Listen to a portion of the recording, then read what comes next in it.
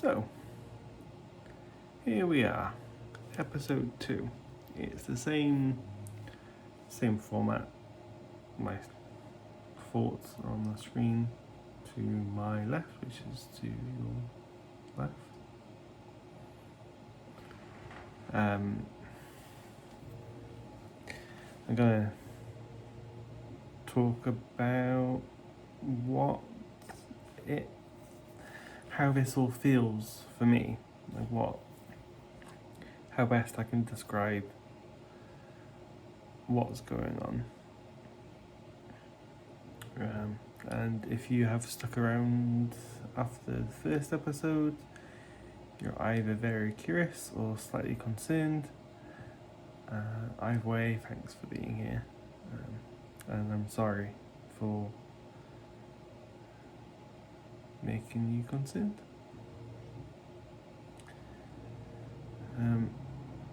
But yeah, I wanna try and elaborate more on how I feel with this all. And it's not a clinical definition or like the textbook symptoms, although that's not to say that I'm a beautifully unique individual in this shit. But it's just about, like I said, giving more information about how it is that I'm struggling, and how it takes shape. But you know, TLDR, it's a bit of a mess. Yeah. Also, quick shout out to Doug, who suggested that timestamps would be a good idea. And I agree, and I tried to add them to the previous episode, but doing it retrospectively was too much of a pig for me. So this time I'm going to be a bit more concerted with my efforts to make it nice and separate and segmented, so I can add timestamps afterwards and it'll be fine. So thanks, Doug. It is a great shout. You're a jerk for making me edit the video, but I hope you're doing well. The daily grind of it. So, for me, mental health, or my lack of mental health, isn't always a case of I can't get out of bed. And to be honest, I've been lucky in that sense. I've always been able to get myself out of bed.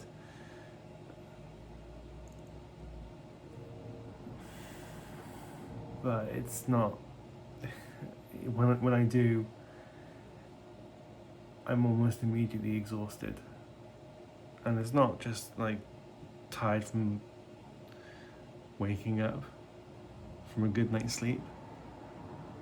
It's just, I have no energy or effort in me to go about my day, but I'm getting out of bed because I feel if I don't, I'm almost like admitting defeat. But also, I'm a grown up and I have responsibilities. And let's get on and deal with it, I suppose.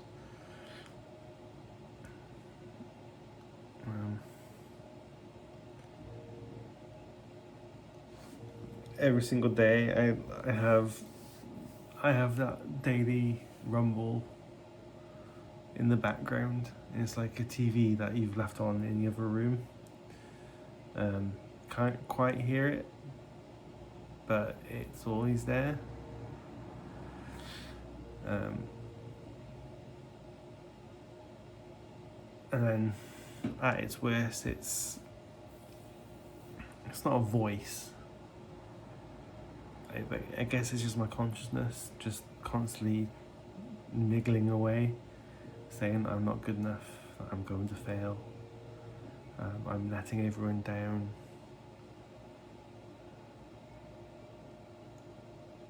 And it's just, it's exhausting, and I'm exhausted. And I think the worst part of it is that half the time I believe it. Actually, probably more than half the time. Like I mentioned in the first episode, I've hit this point where I'm just too tired to have the conversation and to argue back. I just accept it as truth, and that's that. Physical effects. So I think the worst part, no, it's not the worst part. One of the real kicks in the dick is that it's not just in my head, it's in my body too. So I've always suffered from restless leg syndrome, but in like the last year it's dialed itself up to 11, and that can't be a coincidence. And it's getting to the point where it's stopping me going to sleep or settling down or relaxing just in general. It's really bad, and I'm speaking to my GP to try and figure out what we can do to resolve it.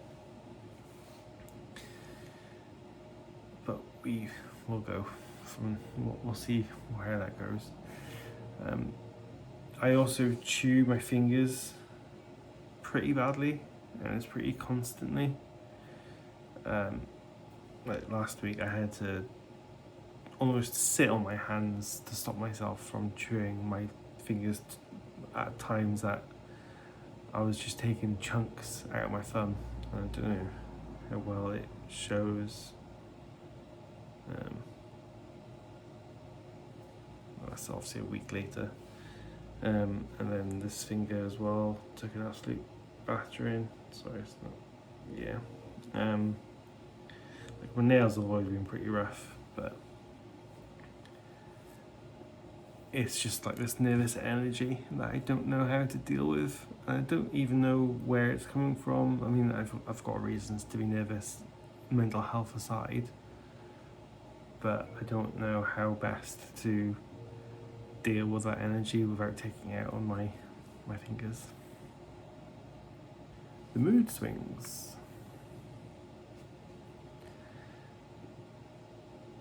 I don't really suffer from massive mood swings. You know, I'll take that small win, I guess, and I guess I can't really say with any real certainty that I don't think I do, but you know, Loz might disagree. But I don't think I do. But I do catch myself being like snappy or silly for no deserving reason. And the reason why I don't think it's a mood swing is because I always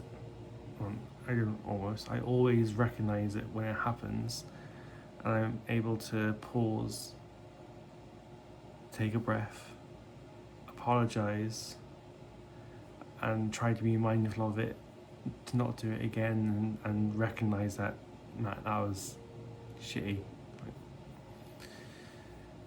But even though I'm trying to be as proactive about it as I can, it still happens.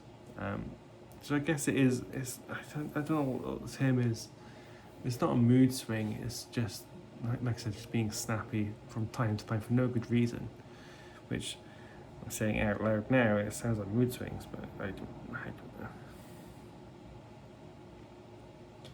What has happened with my mood swings, or my mood, is And this reared up pretty heavily at the end of last year. And I got really hyper focused. Like, I was just laser sharp. I was motoring through things. I was doing really well professionally and personally, getting through loads of projects.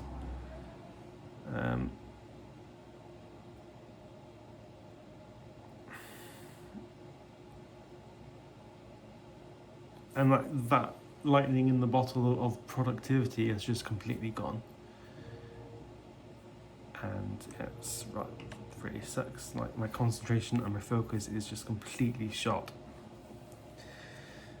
And at one point I thought it was my antidepressants. I was taking citalopram, and I spoke to my GP about it, and then they suggested, well, if you feel like your mood has improved, and it had, maybe come off them and see if your attention improves, because it's a common side effect.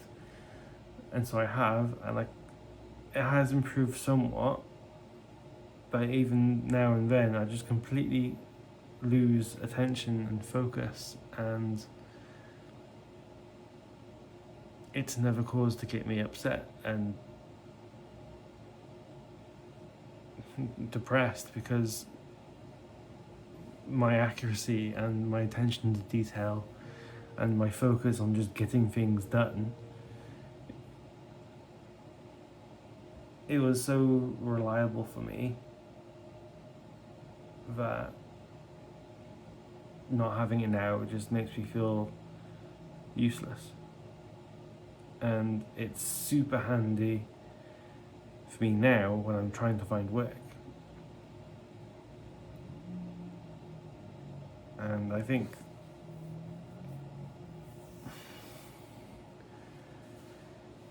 what's a real struggle for me is that because people don't see it, why would they be able to see it? You know, I look fine, I joke, I smile, I get on with it. But on the inside it's completely different. But I also don't want to be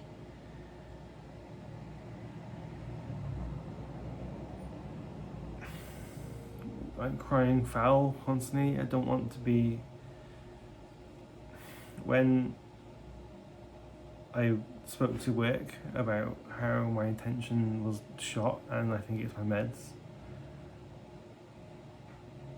and I was trying my best to stop it from happening and trying to implement steps to catch me from making mistakes and stopping making mistakes in the first place, etc., etc. I felt guilt because it felt like I was trying to make excuses for myself, and no one in work gave any sort of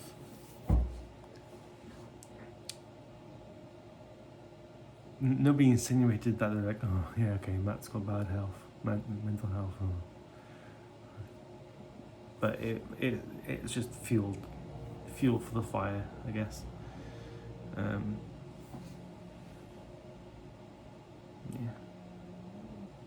The coping mechanisms. So how do I cope? Sometimes I don't. Sometimes it's gaming, sometimes it's painting Warhammer, sometimes it's spending time with Lars, trying to be social, you know. But the problem for me is when those things are easy reasons for my consciousness to make me feel guilty about doing it. So if I'm doing one thing, it'll be you should be doing X.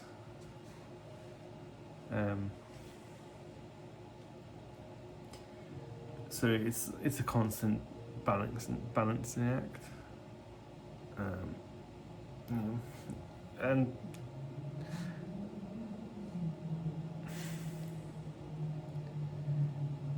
they always say that talking is a coping mechanism, but I don't know if it is, because other than arming Loz with information as to how I'm feeling and what's going on, which is perfectly valid and very needed, and I like to think that she appreciates me keeping her in the loop. It makes me sound really selfish, but there is no net gain for me doing it. I don't like talking to Loz about it, and it's not because she doesn't deserve to know and because she doesn't want to know, but it just goes back to me being a burden. I don't want to be a burden. Loz has never once made out that I am a burden to her. I can't, and I never will, speak badly about Loz, because I know she does her best, and she does the best, and she's great. But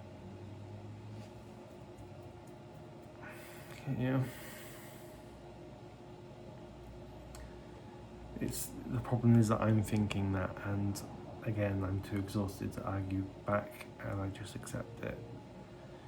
And I don't think there is a amount of reassurance or statements to say that I'm not, that can change that. And I think that's probably the most worrying thing.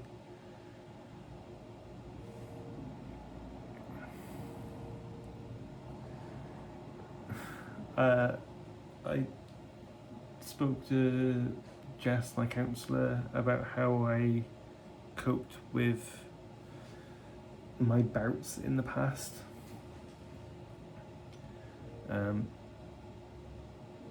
And I openly described it as I did what I needed to do to get by. It was a needs must. But I'm starting to understand and probably critique myself, not that I need much excuse to do so, but critique how I did it, in the sense of they weren't healthy and they were probably taking me down the wrong path. I was getting jumping out of the what's the term? Jumping out of the pan into the fire. I don't know. But me and Jess are going to try and work through that and implement and teach me better methods. And the only things I can do is try and be progressive in that. And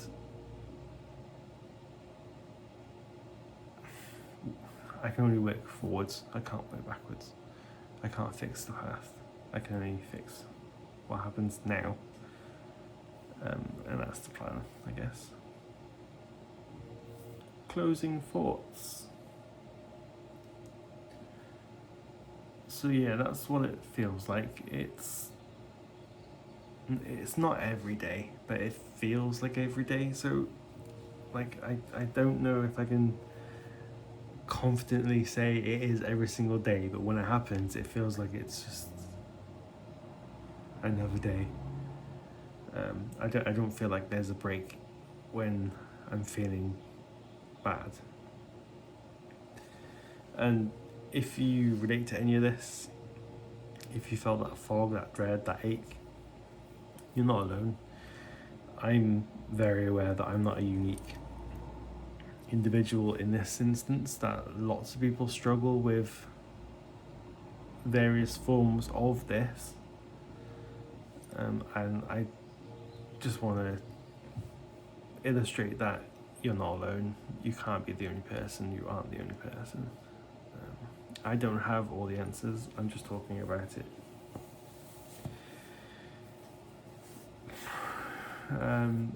Because I wish someone else had when I needed to hear it, I guess. But even in saying that, I don't know if I was of the mind to understand or give time to hear it. I don't know. But my mistake doesn't have to be yours, I guess. But that's not to say that it's a mistake if you don't listen to me. But next episode is going to be about what things helped me cope, and things that absolutely haven't. That might change, to be fair, because when I think about it now, I literally just talked about how I didn't do healthy things to cope in the past, so maybe not. But for one thing, it definitely isn't just going for a walk. So yeah, until then, take care of yourselves.